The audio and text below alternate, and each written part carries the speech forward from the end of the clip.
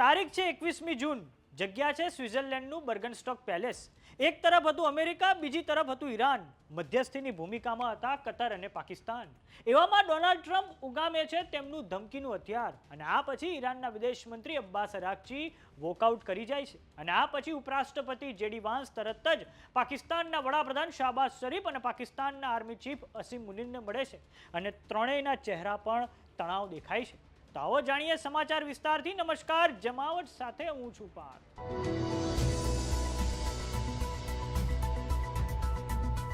સ્વિટ્ઝરલેન્ડના બર્ગનસ્ટોક palace ખાતે Iran અને America વચ્ચે આયોજિત શાંતિ વાર્તા ખૂબ ઉતાર ચઢાવમાંથી પસાર થયો છે. ઈરાનના સરકારી મીડિયા તસ્નીમ ન્યૂઝ અનુસાર ઈરાન અને અમેરિકાની વાતચીત શરૂ થતા પહેલા અમેરિકાના ડેલિગેશન અને સમિટના આયોજકોએ એક આયોજન કર્યું હતું. આ આયોજન અંતર્ગત અમેરિકા અને ઈરાનનું ડેલિગેશન એકબીજા સાથે હાથ મિલાવવાનું હતું અને ફોટો ખેંચાવડાવવાનું હતું.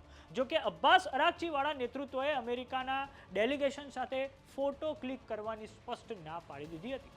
આ બર્ગનસ્ટોક સમિટનો એક વિડીયો સોશિયલ મીડિયામાં દર્શક મિત્રો ખૂબ જ વાયરલ થઈ રહ્યો છે, જેમાં ઈરાનના વિદેશ મંત્રી અબ્બાસ અરાકચી પાકિસ્તાનના પીએમ શાહબાઝ શરીફની જોડે જઈને તેમને ગળે મળે છે, અને આ પછી તેમની વચ્ચે વાતચીત થાય છે, અને ત્યારબાદ અરાકચીના હાવભાવ બદલાઈ ગયા છે, અને પછી અરાકચી શાહબાઝથી અલગ થઈને ચાલ્યા ગયા હતા, અને આ પછી શાહબાઝ શરીફ અને જેડી વાન્સ અચંબિત થઈ ગયા હતા.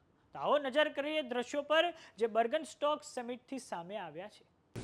समिट को जो है वो आगे बढ़ाएगा और उसकी सालगी के अंदर जो है वो ये सिलसिला आगे चलेगा.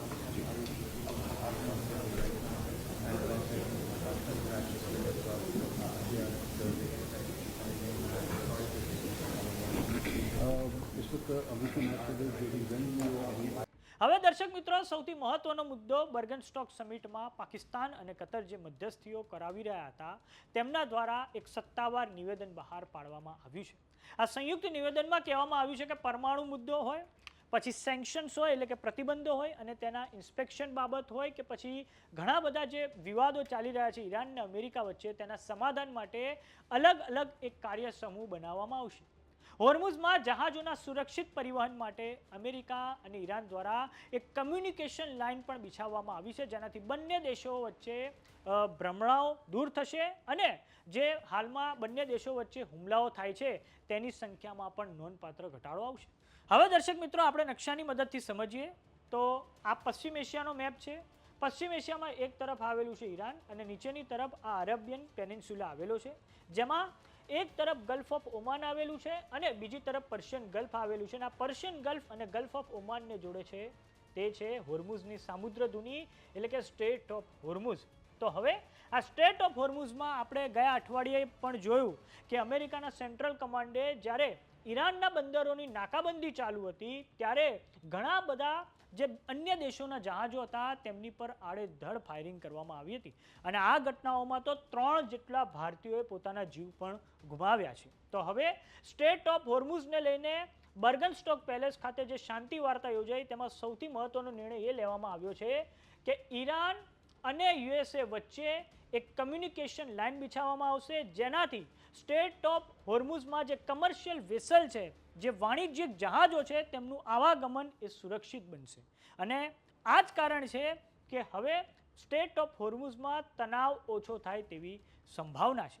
હવે દર્શક મિત્રો, આપણે વાત કરીએ સૌથી મહત્વના મુદ્દાની, તો બીજો સૌથી મહત્વનો મુદ્દો રહ્યો છે તે છે આ લેબનોનનો. લેબનોન એ ઇઝરાયલનો પડોશી દેશ છે, ઇઝરાયલની ઉત્તરમાં આવેલો છે, ભૂમધ્ય સમુદ્રના કાંઠે આવેલો આ દેશ છે, અને આ લેબનોન એ હાલમાં સમગ્ર પશ્ચિમ એશિયા માટે હાલમાં કોમ્પ્લિકેટિંગ ફેક્ટર બનીને ઉભર્યો છે.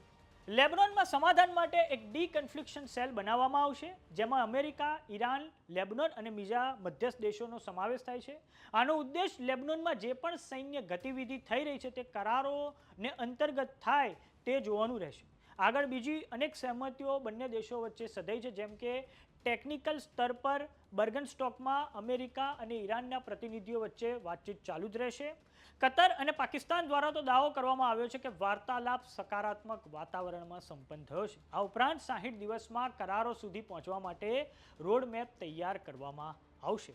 તો જોવાનું એ રહે છે કે બર્ગનસ્ટોક પેલેસમાં જે હવે ટેકનિકલ સ્તરે વાતચીતનો આરંભ થયો છે તે કેટલી સફળ થાય છે અને આ ઉપરાંત ઇઝરાયલનું હવે આવનારા સમયમાં લેબનોનમાં શું વલણ રહે છે, કેમ કે એક તરફ ઇઝરાયલના લેબનોન પર ખૂબ ભારે હુમલાઓ ચાલુ છે તો બીજી તરફ ઇઝરાયલનું કહેવું છે કે ઈરાન આ લેબનોનમાં જે હિઝબુલ્લા સંગઠન છે તેને ખૂબ મોટા પાયે તે સપોર્ટ આપતું આવ્યું છે.